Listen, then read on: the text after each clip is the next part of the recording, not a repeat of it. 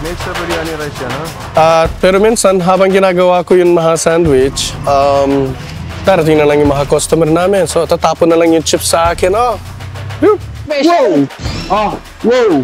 Okay, what do you want me to do with this? lagyan mo ng biryani rice din to. Like, oh, okay, sige. Why not? Iba't ibang klase ng chichirya tulad ng pika ang kayang gawing espesyal. What do you want in it? Do you want to put everything in it? Everything. I saw you in Where's the Friendster, scissor? you're viral. What's that, sir? What is that? That's chicken shawarma. Chicken shawarma. I'm not understanding English. Can you speak Tagalog? Tapos magugulat naman sila, sabihin, ay, marunong pala mag-Tagalog to. Yes, nasasyak lang ng mga tao. Paano ba marunong mag-Tagalog to? Sabi mo, mag-aang lang.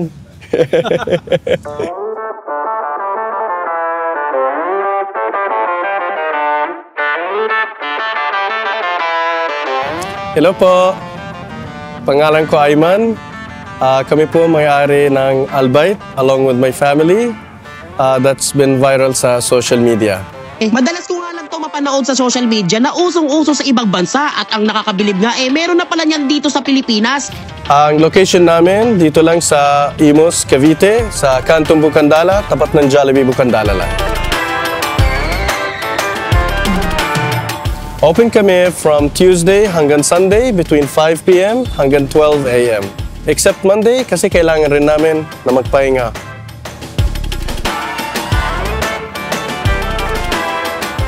Ang siniserving namin dito po ay Arabic dishes na galing ng Palestine. So street food namin dun sa Palestine, yun ang pag-share namin dito sa mga Pinoy. Veggies? Uy, may veggies pa, ha? Gusto nilang lagyan ng topping, sasabihin ko, okay ba yung pipino? Repolyo. Oh, yun, oh. Siyempre naman, generous ang serving namin kasi it's Arabic style. Malalaki doon ang mga servings namin. Overload dyan, ha? Sobra sa overload. Overload pizza. Kitang-kita ko ang saya at puso habang nagtatrabaho sila. Kung yan nakikita nyo rin doon sa social media, ganyan din ako. I'm just simple person. Living life happily.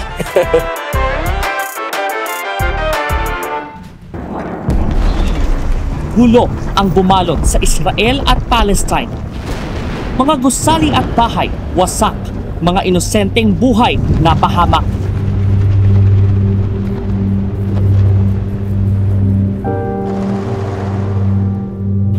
Dahil eto negosyo namin, hindi maging madali na simulan dahil sa experience namin na we went through in Palestine.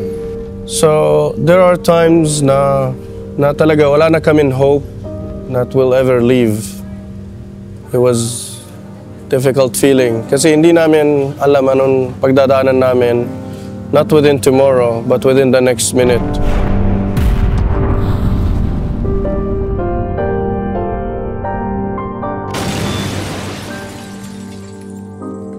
Hindi namin alam kung may babagsak na bomba sa amin o hindi.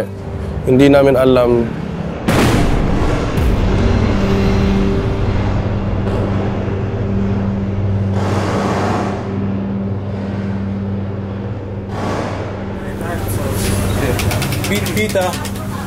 Pita kasama ng hot sauce?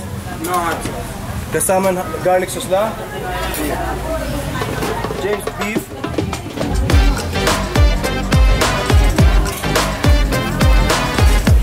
Experience ko dito sa Albite is very delicious yung luto nila. So this is very authentic ng Palestine twist. May quality po yung food kasi pinipilahan po siya and sulit po. Para siyang shawarma, legit na shawarma. Yung mga ingredients nila, legit talaga. Pag lagi po ako napapadaan dito, lagi ko po nakikita mahaba po pila eh. So, na-intrigue na rin po ako kaya pumila na rin po ako para patikim ko rin po sa girlfriend ko yung Albite. Napakahaba ng pila, 3 hours na kami dito. Pero sana worth it. Dayo kayo rito, napakasarap talaga rito. Agahan nyo lang kasi mahaba ang pila eh. Pero okay lang. Ilang buwan pa lang yung kainan nila, dinudumog na at binabalik-balikan talaga. Kaya nga pati mga sikat na vlogger na si Ka Food Trip at Ewik Mukbang, andito na din sa Albite Arabic Cuisine. So, sa umpisa, ang ginawa namin, nagsishare lang kami dun sa Facebook, sa Instagram, tapos sa TikTok din. Tapos, napag-isipan ko na meron pang ibang ways na pwede na makilala dito. So, nag-TikTok live na kami. So, may nakakita ng vlogger doon, pangalan nun, Zelly TV. Ako po si Renzel Angelo Mangabay, isang food vlogger, which isang page ko is Cell TV. So, nag-comment lang siya doon, papunta na rin ako doon, gusto niyo daw matikman. So, sabi ko, okay, sige, tara na dito. Ako po ang unang nag-vlog sa Albites, dyan sa Arabic Cuisine sa Imus. So, dumating siya, nagawa siya ng vlog dito sa amin, at yung vlog niya, yun ang pumutok. So, na mahigit na 1 million views na. So, since then, marami pang dumating.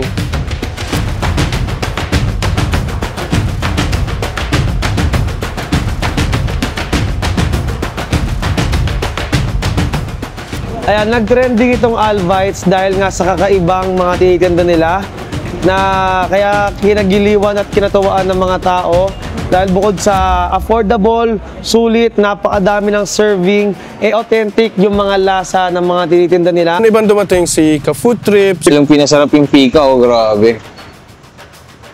si Naomi. At ayan na! Umorder kami ng Mekos Shawarma, Chicken Shawarma, Beef Shawarma Rice, Chicken Biryani at Samosa. Si Eric Mukbang. Yun, no? Doritos Overload. Ang dami, oh. 150 pesos lang yan. At si Manuel Oraso din, galing na rin dito. Dami ng topping. Panalo. Grabe. Yung beef, yung chicken shawarma, talagang nagko-combine yung lasa dun sa pizza ko. Hindi namin ina-adjust. Yun ang flavor talaga namin doon. So, that's what we wanted to share dito. Recipe nito ni nanay. So, ang nanay ko po, 45 years of experience, hospitality and restaurant management. Meron kaming restaurant nun pa sa Palestine. At nagtrabaho pa rin siya dun sa Canada po, sa 5-star restaurants pa din. So, all of this wealth of experience, yun ang ginamit niya para mag-open tayo dito.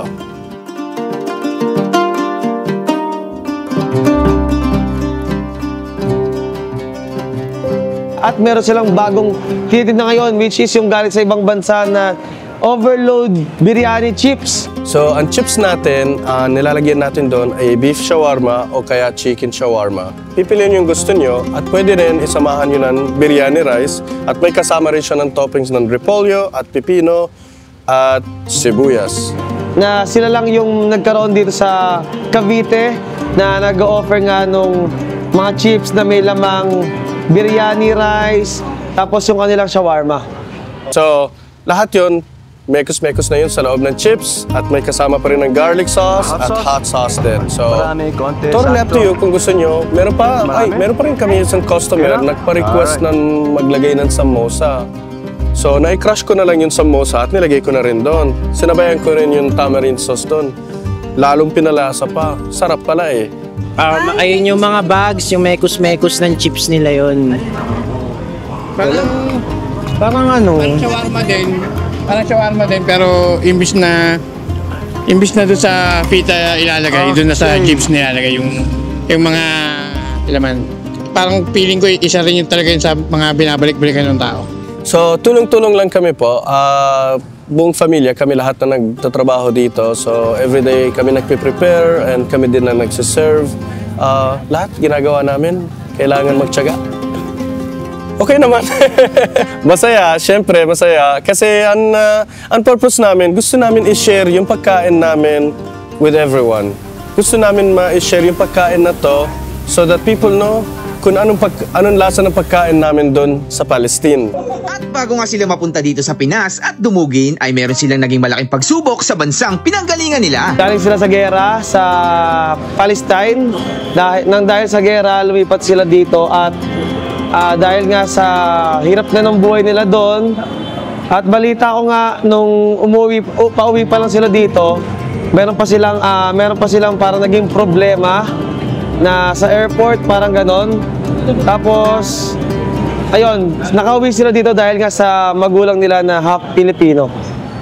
We've spent 35 days dun sa gera. Ang pinagdaanan namin at marami.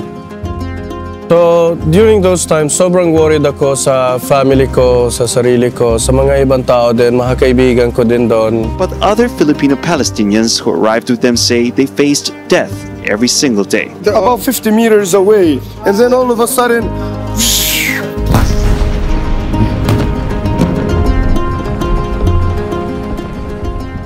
nagdadasal kami habang nasa biyahe. So, inabot kami siguro mga kalahating oras hanggang naabot na yung border. So, pag nasa border na kami, sarado pala yung gate.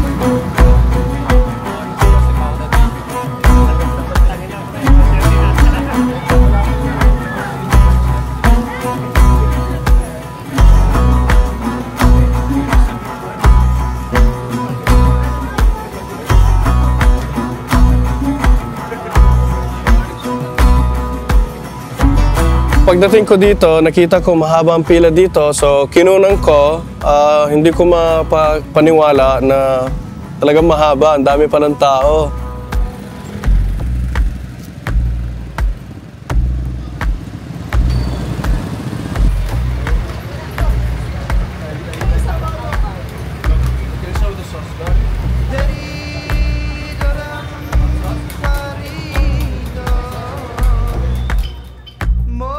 Mahaba pa rin ang pila dito.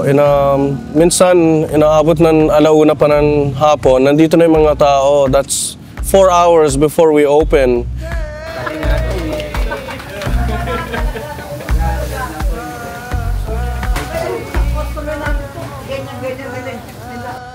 Nagsimula po kami since June 2024. And nag-soft opening lang kami. Hindi namin alam kung if it will work or not.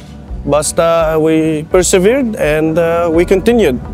And so we passed our soft opening phase.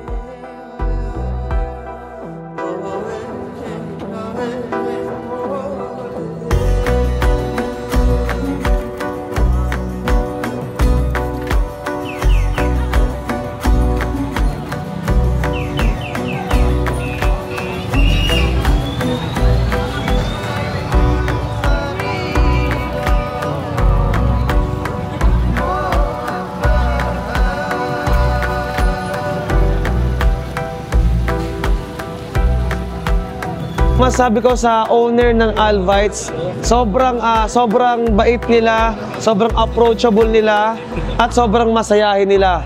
So we're doing our best para ma-serve na lahat.